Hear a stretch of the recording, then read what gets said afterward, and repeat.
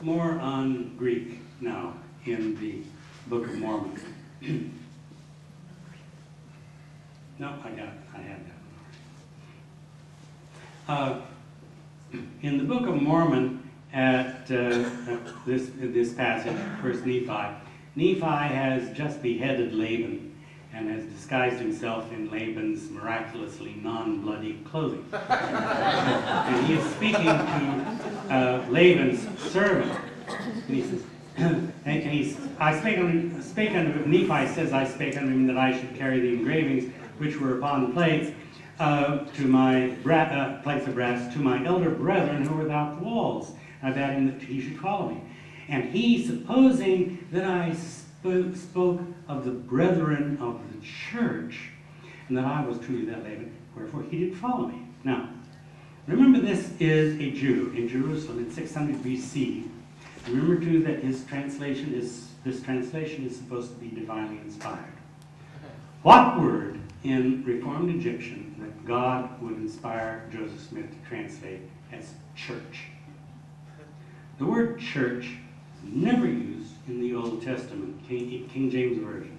Not even, in fact, there was no such thing as a church among the Jews in 600 BC. When the Jews referred to the religious community of the Jews, which was really just the community of the Jews, including their government and their religion and their customs, there was no notion of religion or religious organization apart from the idea of the community. They used Hebrew terms, which are translated in the King James Version Old Testament as the congregation, which occurs over 300 times.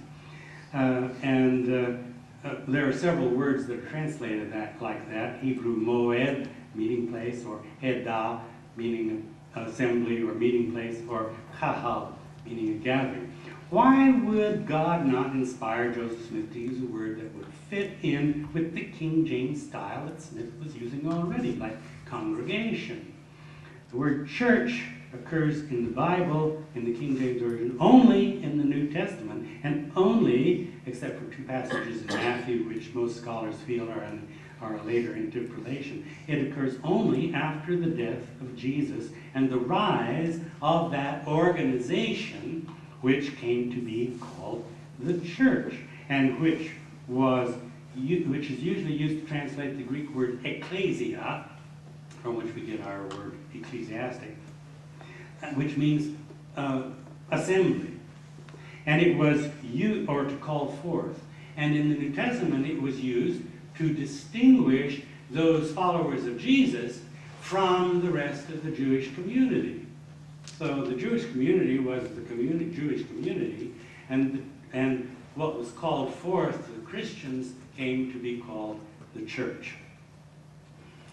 It becomes even stranger when Nephi begins to talk about the two churches of God and the devil in 14th chapter, 1st Nephi, in the sense of distinctive religious groups with differing beliefs.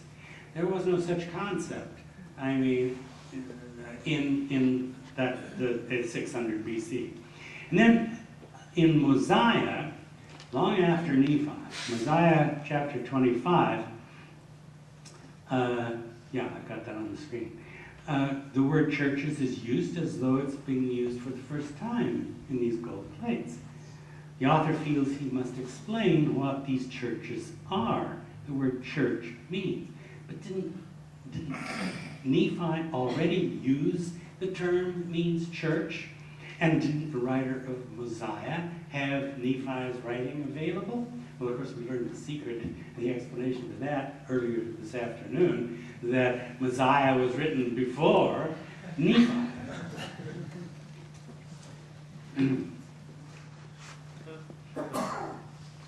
Synagogue is a problem.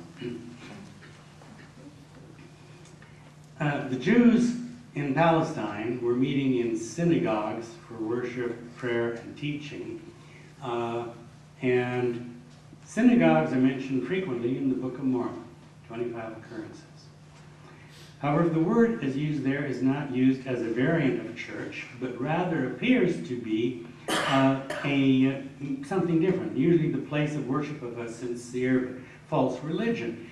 And one of the occurrences is here in Alma 16. And Alma Amulet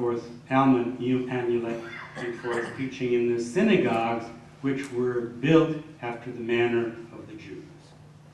Now, this is interesting, because the Book of Mormon does not indicate that there was any connection, any kind of communication between the people of Lehi and the Nephites and the Jews back in Jerusalem after they left in 595 or whatever it was. Scholars of Jewish religion, however, are unanimous in the view that the synagogue, which we think of as so typical of Jewish religious life, did not exist among the Jews before the destruction of the temple and the Babylonian captivity. They only arose because there was no temple anymore, and the Jews needed a place to get together and preserve their religion. So how could any Nephite know about synagogues after the manner of the Jews? And of course, the word synagogue itself is Greek from sin, meaning together, and ag, meaning to bring. And let me emphasize too that Greek influence in Palestine was almost entirely unknown in 600 BC. It was only after the conquest by Alexander the Great, about 300 BC, that Greek was even introduced into Palestine when the country was Hellenized by Alexander. Here's another problem, and that's the word Bible. In 2nd Nephi, Nephi, who was supposedly writing about 550 BC, prophesies that when the book he is writing comes forth, many of the Gentiles shall say, a Bible, a Bible. We have got a Bible. Now, the Bible in the Book of Mormon here is being used in the sense that the term had in 19th century America. That is a collection of sacred writings in a closed canon. The word Bible, of course, is not found in the Bible itself. When the original Bible writers wanted to refer to sacred writings, the Hebrew writers of the Old Testament used the Hebrew word katab, meaning writings. And it was used for any kind of writings. The New Testament writers in Greek used the word graphe, which also meant simply something written, and it could also mean something drawn. There was no canon at that time. Our English word Bible is an anglicization of the Greek word biblia, which means books, and is simply the plural of the Greek word biblion, which means a book. This word in its singular form appears only about 20 times in the New Testament and refers to a particular sacred book. It never appears in the plural except once, and then it refers to pagan writings. The idea of a Christian canon, that is a list of proved books, a Bible in our traditional sense, began only in the 2nd century AD.